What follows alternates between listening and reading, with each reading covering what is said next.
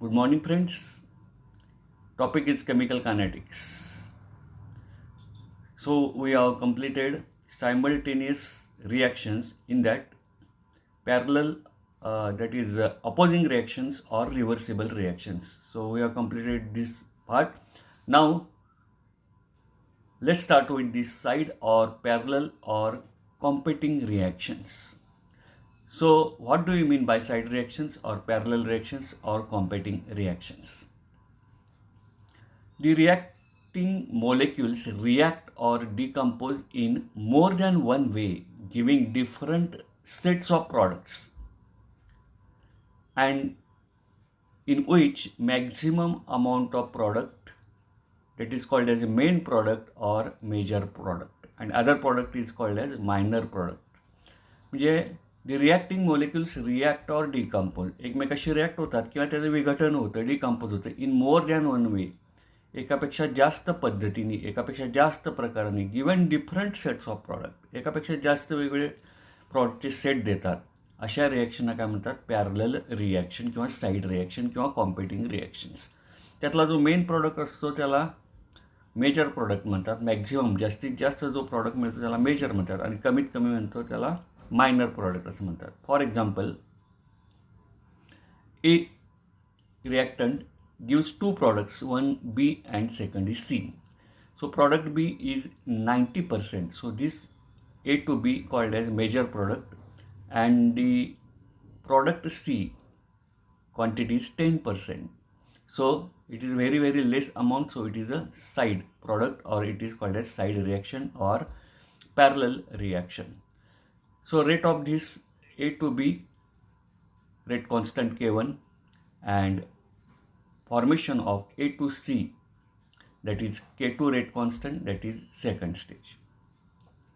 So the reacting molecules react or decompose. So here the reactant decompose more than one way, एकापेक्षा जास्त पद्धतीने तो काय होतो? डिकम्पोज होतो, giving different sets of product. दोन सेट इथं प्रॉडक्टचे दिलेले आहेत, एक 90% बी आणि 10% सी. जो जास्त असतो तो मेजर, जो कमी असतो तो side product. So rate of this reaction, या रिॲक्शनचा रेट कसा काढला जातो? So D by D T of B, so production of B is equal to K1 into A. K1 ह्याचा रेट असल्यामुळे K1 into concentration of reactant, and production of C, D by D T of C is equal to K2 into E. हे दोन्ही product तयार होण्याची प्रक्रिया जी आहे ती प्रक्रिया कशावर टोटली अवलंबून आहे? ह्या रिॲक्टंटवर. ह्या रिॲक्टंटचं विघटन कसं होतं, त्यामुळे इथं K1 इंटू ए आणि K2 इंटू ए आलेला.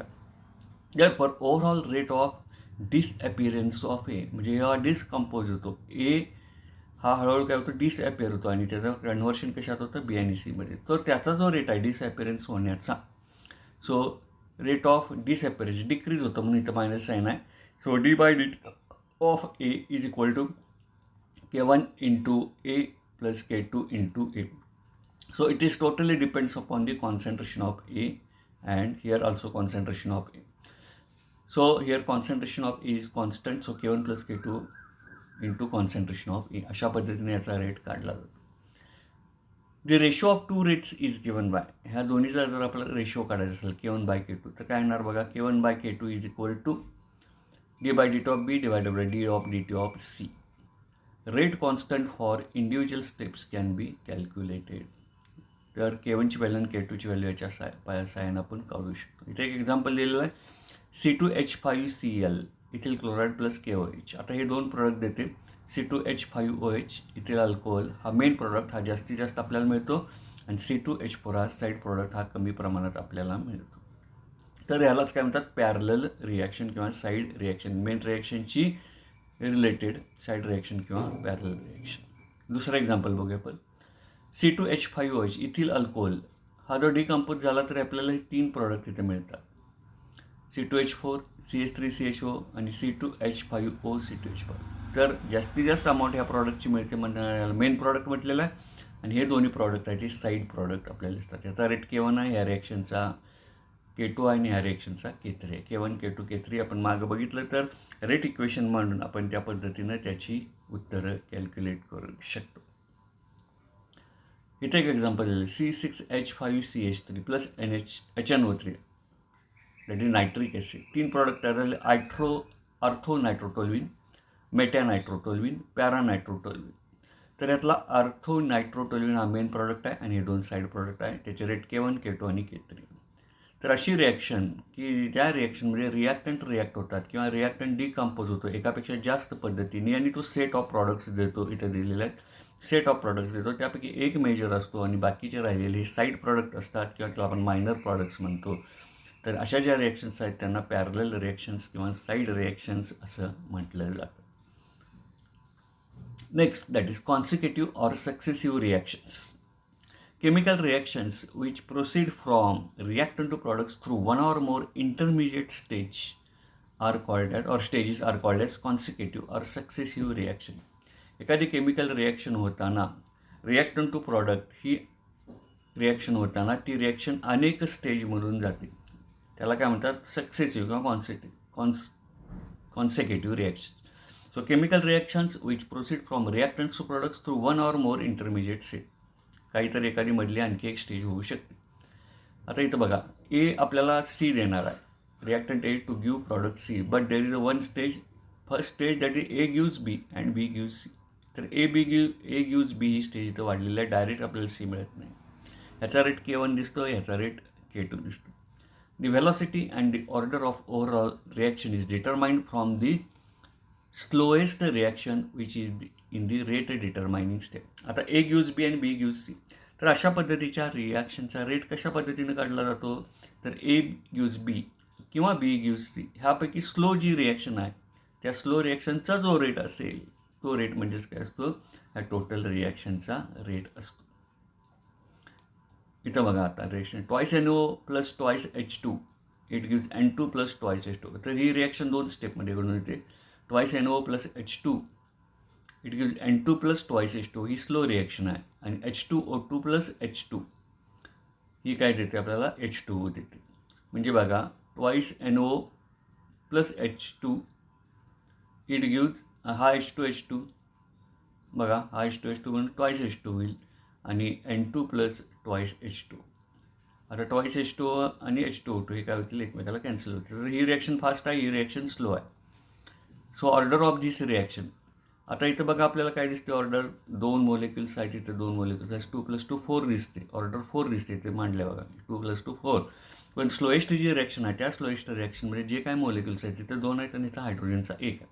2 + 1 3. म्हणजे ओव्हरऑल ॲक्च्युली स्लो रिॲक्शनची जी काही रेट ऑर्डर असेल ती ऑर्डर या टोटल रिॲक्शनची असते. So this is the example of consecutive or successive reaction.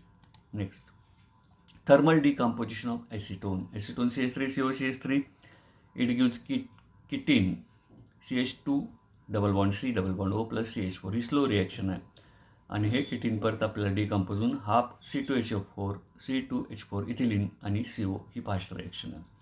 तर ह्या दोन्ही रिॲक्शनमध्ये 2 स्टेप आहेत, एकापेक्षा जास्त इंटरमिजिएट स्टेजमध्ये जाते reaction.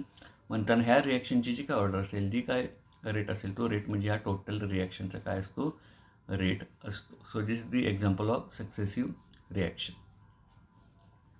Then decomposition of sodium hypochloride twice NaClO ही स्लो रिॲक्शन आहे, याचा रेट K1 आहे. NaCl प्लस NaClO2 तयार होतं आणि ह्या स्टेपमध्ये NaClO प्लस NaClO2 याच्यामध्ये NaCl प्लस NaClO तयार होतं. ही 2 स्टेपमध्ये घडून येते. ह्याचा रेट K1 आहे, याचा K2 आहे. ही स्लो रिॲक्शन आहे, त्यामुळे overall rate of the reaction is the rate that is equal to K1. किंवा ह्याच्यामध्ये नंबर ऑफ मोलेक्युल्स जे डिकम्पोज झालेले आहेत ते डिकम्पोज झालेले मोलेक्युल्स म्हणजे त्या रिॲक्शनची काय असते, ऑर्डर असते. अशा पद्धतीने ही रिॲक्शन आपल्याला अभ्यास करता येते. तर अशा पद्धतीने सायमल्टेनियस रिॲक्शनचा आपण इथे काय केलेलं आहे, अभ्यास केलेला आहे. पहिली बघितली ऑपोजिंग रिॲक्शन किंवा रिव्हर्सिबल, दुसरी साईड किंवा पॅरलल आणि तिसरी सक्सेसिव्ह किंवा कॉन्सिक्युटिव्ह रिॲक्शन्स. तर अशा पद्धतीने आता इथं हा टॉपिक केमिकल कायनेटिक्स हा छोटा टॉपिक आहे, इथं टॉपिक आपल्याला संपतो. तर एकंदर या टॉपिकमध्ये आपण गोष्टी बघितल्या, सायमल्टेनियस रिॲक्शन्स, ऑपोजिंग रिॲक्शन्स आपण डेरिव्हेशन एक बघितलेला आहे, त्यानंतर साईड पॅरलल रिॲक्शन म्हणजे काय त्याची एक्झाम्पल्स बघितली आणि कॉन्सिक्युटिव्ह किंवा सक्सेसिव्ह रिॲक्शन याची एक्झाम्पल्स आपण बघितलेली होती. तर आतापर्यंत पेपर नंबर 15 ह्या 15व्या पेपरमध्ये फिजिकल केमिस्ट्रीचा आहे, सेमिस्टर नंबर 6चा जो पेपर आहे याच्यामध्ये आपण पहिला टॉपिक बघितला होता फेज इक्विलिब्रिया. दुसरा टॉपिक आपण बघितला थर्मोडायनॅमिक्स, तिसरा टॉपिक आपण बघितला सॉलिड स्टेट केमिस्ट्री आणि हा चौथा टॉपिक आपण बघितला केमिकल कायनेटिक्स. आता डिस्ट्रीब्युशन लॉ हा जो टॉपिक आहे तो तुम्हाला सिलेबसमध्ये नाही आहे आणि यातल्या डिस्ट्रीब्युशन लॉतल्या बऱ्याच गोष्टी तुम्हाला 11वी-12वीला झालेल्या आहेत. तर हे 4 टॉपिक आहेत. ह्या 4 टॉपिकचा तुम्ही व्यवस्थित अभ्यास करा. पुस्तकाखालची जे काय मल्टिपल चॉईस क्वेश्चन्स आहेत ते क्वेश्चन्स तुम्ही बघा, वारंवार बघा. हे लेक्चर्स, हे व्हिडिओ लेक्चर्स वारंवार बघा. आता इथं आपला थेरॉटिकल पार्ट हा संपतो आहे. आता आपण पुढच्या लेक्चरपासून प्रॅक्टिकलकडे जाणार आहोत. तर ही जी प्रॅक्टिकल्स आहेत, ही प्रॅक्टिकल ॲक्च्युली ही जी आपण आता लेक्चर्स घेतले त्या पद्धतीनं घेतले जातील आणि याचे काही व्हिडिओज तुम्हाला दाखवले जातील. तर केमिकल कायनेटिक्सची प्रॅक्टिकल्स आहेत. त्यानंतर इन्स्ट्रुमेंटमध्ये प्रॅक्टिकल्समध्ये कंडक्टोमीटर, पोटेन्शिओमीटर, रिफ्रॅक्टोमीटर, कलोरीमीटर, pH मीटर अशी प्रॅक्टिकल आहेत आणि नॉन इन्स्ट्रुमेंटमध्ये केमिकल कायनेटिक्स अशी प्रॅक्टिकल आहेत. तर पुढच्या तासापासून आपण ही प्रॅक्टिकल्स सुरू करतो आहे आणि जास्तीत जास्त एक 15 दिवसात आपण ही सगळी प्रॅक्टिकल संपवतो. तर स्वस्थ राहा, सुरक्षित राहा, घरीच राहा, सॅनिटायझरचा वापर करा, सोशल डिस्टन्स नियमांचं पालन करा, मास्कचा वापर करा. घरीच राहा, स्वस्थ राहा, सुरक्षित राहा. Thank you very much.